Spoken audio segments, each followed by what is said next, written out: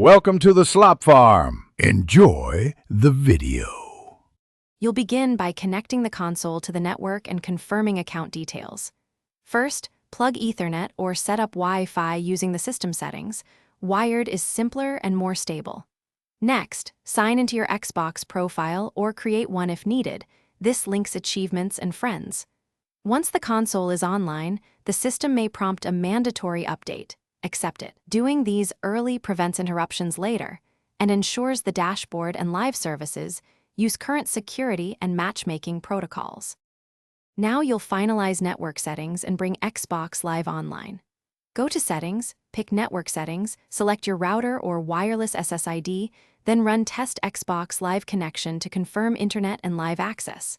Pay attention to NAT.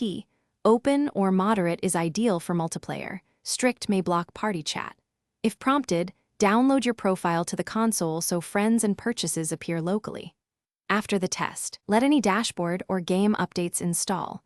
They often fix compatibility with live features. Finish by signing fully into Xbox Live and confirming your subscription level. Some multiplayer and party features require gold. Join a party or quick match to verify voice chat, matchmaking, and friends list sync. If services fail, sign out then back in and reboot the console. A full power cycle clears network stacks. If problems persist, clear the system cache from storage settings or check router UPnP and port forwarding. This resolves most NAT and connection issues and restores normal live functionality. Thanks for watching. Consider subscribing if we helped you today.